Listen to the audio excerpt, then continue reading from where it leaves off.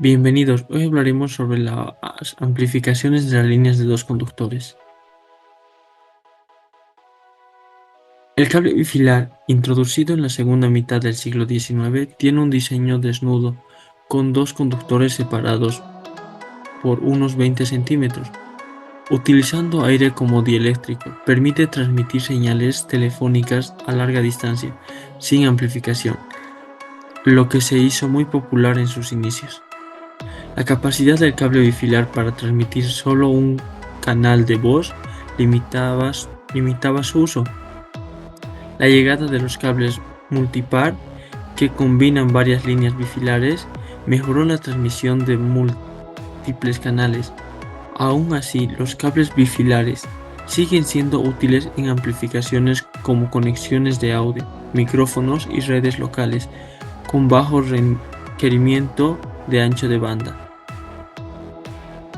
La impedancia característica Z0 de un cable bifilar es crucial y depende de la separación entre conductores y el tipo de aislante. Esa impedancia varía con la frecuencia de la figura 3-1, la cual llegaría a ser esta. Ilustrada que la atenuación aumenta con la frecuencia, limitando la eficiencia del cable en altas frecuencias.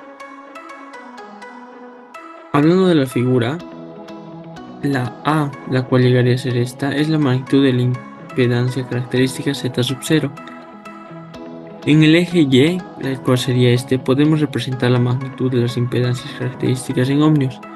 Y en el eje X, el cual sería este, representamos la frecuencia en Hz.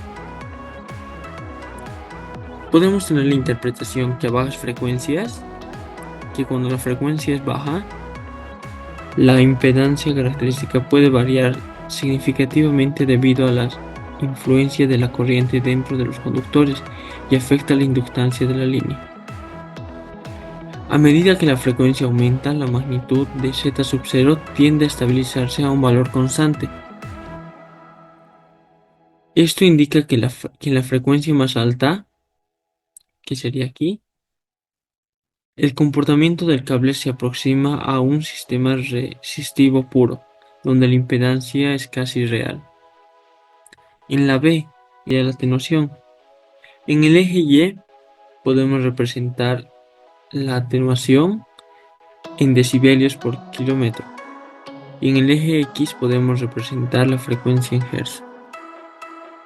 Podemos tener la interpretación que la atenuación aumenta con la frecuencia. Eso significa que a la frecuencia más alta, las señales transmitidas a través del cable bifilar experimentan una mayor pérdida de potencia. A altas frecuencias, la atenuación puede volverse tan significativa que el cable se vuelve impráctico para la transmisión de la señal, limitando su uso en aplicaciones que requieren ancho de banda elevado.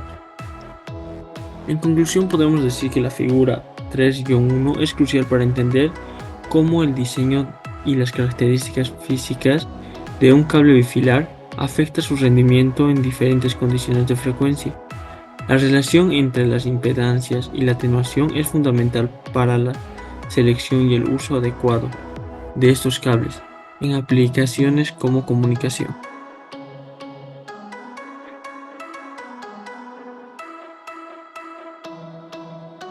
El cable multipar trenzado.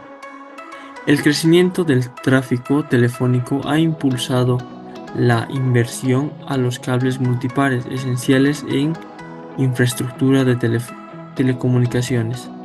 Los cables multipar pueden tener desde 2 pares hasta cientos, adaptándose a diversas necesidades de comunicación. Cada par está formado por conductores de cobre de 0.5 a 2 milímetros, con un aislamiento de polietileno. Los pares se agrupan en parejas llamadas cuadretes, distribuidos en capas concentradas dentro del cable, usados en redes locales y líneas interurbanas, identificados por códigos de colores para facilitar su instalación. La interferencia entre los pares se puede reducir mediante el trenzado, mejorando la calidad de la transmisión. Aquí podremos ver gráficas o las figuras. En la figura 3-2 podemos ver que nos muestra cómo se organizan los pares de conductores dentro de un cable multipar. La disposición ordenada permite minimizar la diafonía y maximizar la eficiencia de la transmisión y señales. Aquí podemos ver también sus partes, las cuales esa parte sería la protección.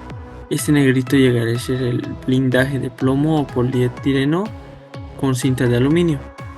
Estos llegarían a ser el par y lo que los une sería el cuádruple. En la figura 3-3 nos habla sobre dos pares trenzados equivalentes a cuadrete. Esta figura se ilustran dos pares de conductores trenzados que son fundamentales para la reducción de interferencias. El trenzado ayuda a equilibrar las señales y mantener la integridad de la transmisión a lo largo del cable. Ahora hablaremos sobre el cable coaxial terrestre. El cable coaxial es un medio de transmisión ampliamente utilizado en telecomunicaciones debido a su capacidad de transmitir señales de alta frecuencia con baja interferencia electromagnética. Antes del desarrollo y expansión de la fibra óptica en los años 80, el cable coaxial era la única alternativa viable para transmisión de banda ancha, siendo utilizado en telefonía multicanal mediante multiplexado por división de frecuencia, televisión por cable, aunque este sigue dominando el mercado de distribución urbana en muchas partes del mundo. Importancia del FDM. El multiplexado por división de frecuencia permitía transmitir múltiples canales en la misma línea coaxial, al asignar diferentes frecuencias a cada canal. Esto posibilitó la transmisión de miles de canales por un solo cable, lo cual era fundamental para la telefonía y televisión. La llegada de la radiodifusión de TV digital vía satélite obligó a las redes de televisión por cable a modernizarse y digitalizarse para aumentar la cantidad de canales y competir en el mercado. Actualmente, muchas de estas redes han migrado a fibra óptica, pero en ciertas regiones el cable coaxial sigue siendo la tecnología predominante. El cable coaxial sigue utilizándose en diversas aplicaciones, como interconexión en equipos electrónicos y de cómputo, sistemas de vigilancia y comunicaciones industriales, instrumentos de medición y equipos médicos, lanzadores de satélites y proyectiles. Además, posee un territorio definido dentro del espectro de radiofrecuencia, ya que transmite óptimamente en modo TEM, transversal electromagnético, operando en frecuencias mucho más bajas que las de los sistemas ópticos. Estructuras y características del cable coaxial. Un cable coaxial puede considerarse un tipo de línea de transmisión, pero con una configuración especial. En lugar de dos hilos en paralelo, los conductores son concéntricos. ¿De qué se componen? Conductor central. Transporta la señal, puede ser de cobre sólido o trenzado. Aislante dieléctrico. Mantiene separada la malla exterior del conductor interno y afecta la velocidad de propagación de la señal. Blindaje metálico, generalmente una malla o lámina de aluminio que protege contra interferencias electromagnéticas. Cubierta exterior, protección contra daños mecánicos y ambientales. Doble blindaje contra interferencia.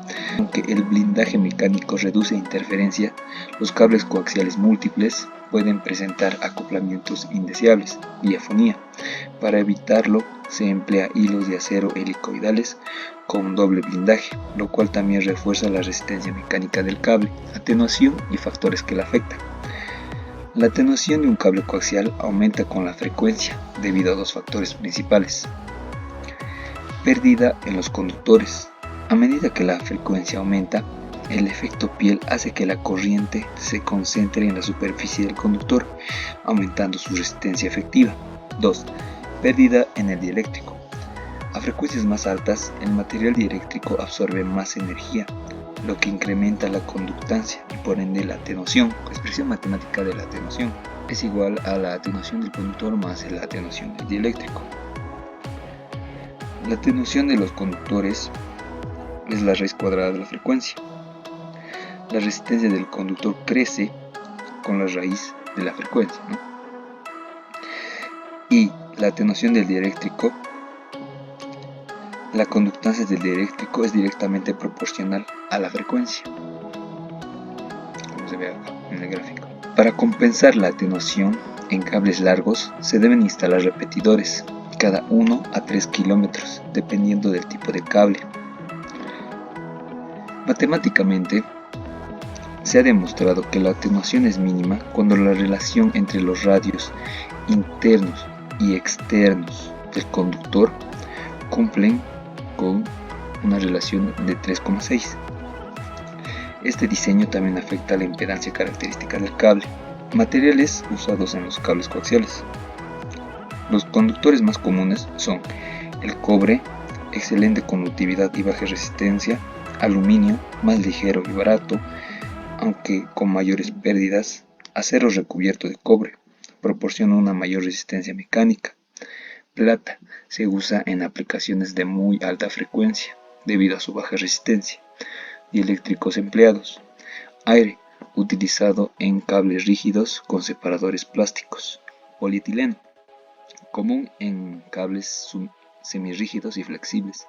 Teflón, resistente a altas temperaturas y utilizado en telecomunicaciones especializadas. Impedancias típicas de los cables coaxiales: 75 ohms, televisión por cable y video; 50 ohms, comunicaciones industriales, radiofrecuencia y satélites; 93 ohms, redes de computación.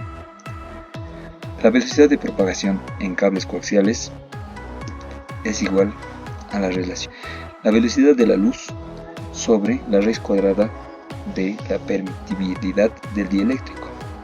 En la práctica, la velocidad de propagación varía entre un 60 y 80% de la velocidad de la luz. La tabla indicativa típica de la constante de atenuación de un cable coaxial de 50 ohms con polietileno sólido con aislante.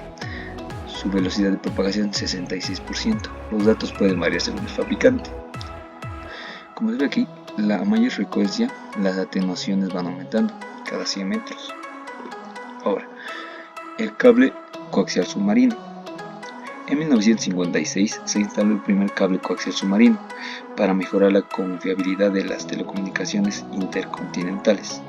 Antes de esto, todas las comunicaciones de larga distancia dependían de ondas de radio, que sufrían interferencias atmosféricas. En la década de 1960 se tendieron más cables submarinos coexistiendo con los satélites de comunicación. Ambos sistemas tenían costos similares en aquel entonces. ¿Cuáles eran los desafíos de los cables submarinos? Los factores de riesgo: presión del agua puede aplastar el cable y afectar su estructura. Oleaje y anclas de barcos. En aguas poco profundas los cables pueden sufrir daños mecánicos. Erosión marina. El roce con rocas puede dañar la cubierta de los cables. Alimentación de los repetidores submarinos. Se necesita una fuente de energía estable. Desde 1986 todos los cables submarinos han sido reemplazados por fibra óptica, como se puede ver acá. ¿Cuál era su ventaja? Una mayor capacidad de transmisión, menor necesidad de repetidores, menor costo de mantenimiento. El último gran cable coaxial submarino fue el TAT-6, que tenía 4000 canales y tenía repetidores cada 9 kilómetros. Gracias.